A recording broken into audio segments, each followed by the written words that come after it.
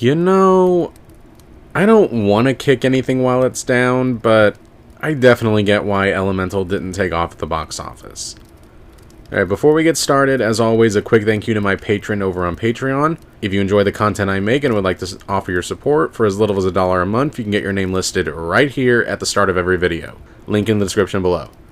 And now, let's get into the actual review. Try this! Dad, those are too hot. I love hot food.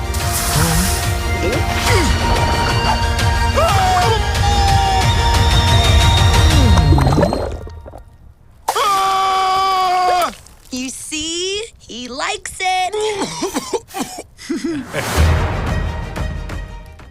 Elemental is the newest Pixar film, taking place in a city where all the elements live together in a place called Element City. That's really original. It tells the story of a fire woman called Ember and a water guy called Wade, who slowly start to fall for each other despite societal pressures that elements cannot mix. So, let's start with what might be the biggest problem of the movie. The film's entire setup is broken. This film's world building is some of the sloppiest I have seen from a major motion picture in quite some time. How, you might ask? Elementary, my dear Watson. The problem with this film's universe is that they've accidentally created a society where not only does segregation make perfect sense, but desegregation actually doesn't make sense. See, the idea behind what makes racism or xenophobia so bad is that it's an irrational fear. The fear of someone else based solely on superficial characteristics like skin color. But the problem here is that the differences between the elements in this universe are not superficial characteristics. You're talking about individuals who could accidentally kill someone else just by being in their presence. And if you think I'm being hyperbolic, the film literally climaxes with one character essentially killing another character just by standing together in close proximity with them. So, yeah, their fears are not unfounded.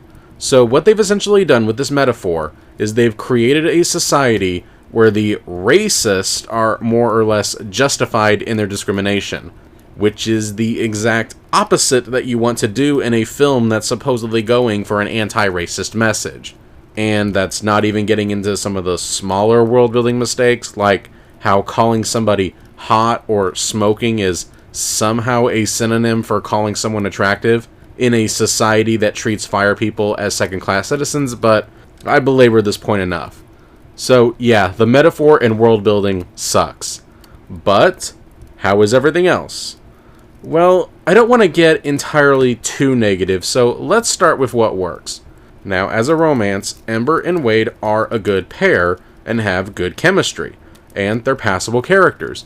Ember's just kind of your typical fiery young adult woman, and Wade's your typical good guy who's empathetic and just kind of goes with the flow. You can definitely see what the two of them see in each other, what's drawing them together, and the relationship kind of grows somewhat naturally. If I didn't know going in that the two of them were going to end up together, I'm not entirely sure I would have been able to guess it based solely on their first meeting together. And at the same time, it still feels that like the growth was normal, so kudos to that. As expected for Pixar, the animation is good, as in it's nice and pleasant to look at. Although I think it's kinda undercut by the lack of memorable world design. It just kind of feels like a generic looking city and that's it.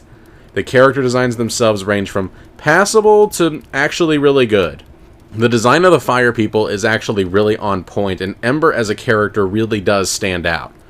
Wade is a different issue because while he does look good, he also looks way too much like Osmosis Jones, and that was a distraction.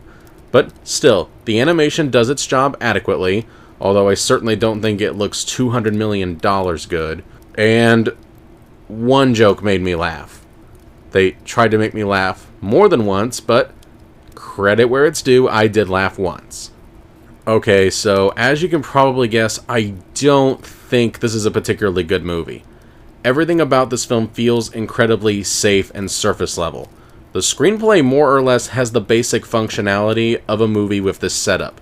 It flows like you think it should, reveals information when it should, and then brings it back in exactly the way that you think it would. As a result, the plot is extremely predictable. This film takes the route that so many kids' films and romantic comedies take, where the two leads just randomly decide to not be together. And yeah, it really doesn't work within the context of this film.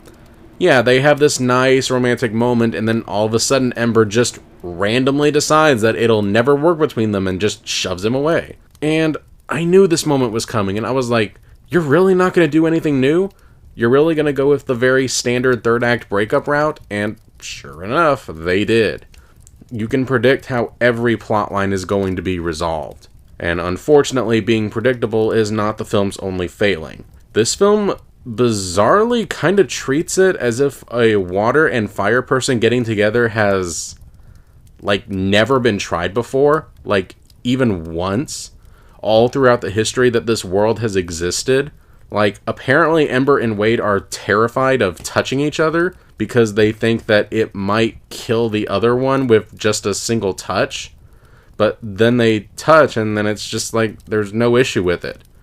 So has a water person and fire person never touched once, not even by accident, or as some kind of test to see what would happen, or, anything like that?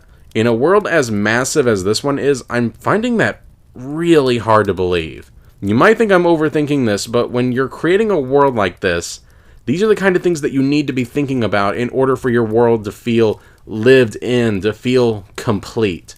And yeah, then there's the issue that I was worried about the most based solely on the trailers, and that was the fact that I was worried that this film was going to wear its message on its sleeve. And while it doesn't go quite as finger-wagging as the trailers led me to believe, yeah, I can't really say that this film's message is anything all that unique either. It's stuff we've seen before. It's a message about how prejudice is bad, just like we saw in Zootopia, and how you shouldn't feel pressure to do something just because it's what your parents want you to do, just like in Turning Red and in Kanto. Heck, they even have a scene where a main character confesses to another main character a time from their childhood where they were discriminated against whilst in a hot air balloon riding over the city. Just like in Zootopia. And, say what you want about Zootopia's allegory and whether or not it fully works, at least that film's message about how even good people can have prejudiced views and not even be aware of it was a unique message at the time. This film's message about prejudice feels like it's 3 decades out of place. The only spin I can think of is that this film briefly acknowledges that racism can be a two-way street, but honestly, that's not the focus of the moral. And like I said before, it kind of botches it by creating a world where people of different, for lack of a better word, races can actually hurt each other simply by being in close proximity to each other. I really hope that subtext was done on accident. And yeah, I should also mention that for a supposed comedy, this film isn't very funny. A lot of the jokes have this kind of trying too hard aura about them, but to be fair, the jokes just pass by painlessly for the most part. Except for this pruning joke. Seriously, what was that about? Now, is Elemental terrible? Absolutely not, and I won't pretend it is. But I do find it a very frustrating experience. Anytime there's something halfway decent in the film, it usually follows it up with something that's not that good. That being said, the romance isn't done terribly for the most part, and the film is watchable. I certainly wouldn't be upset if I had to sit through this again. But it ultimately gets lost in its own metaphor and takes no chances with its narrative. Maybe that could have been overcome if this had top-notch writing, but this is just safe, refusing to take a risk fluff. A basic romance told in a very basic way. Which, if that's what you're looking for, you'll find it here. And hey, we all have our comfort cinema, so who am I to judge? I can't really point to much in this and say, wow, that was done so terribly. It's just pretty mediocre, generic, and run-of-the-mill, which are words you don't want to hear to describe a Pixar film. Let's just say the studio is a long way from their heyday. This may be better than the trailers made it out to be, but not by a lot. Elemental gets a half-empty shot. And I guess that's it for now.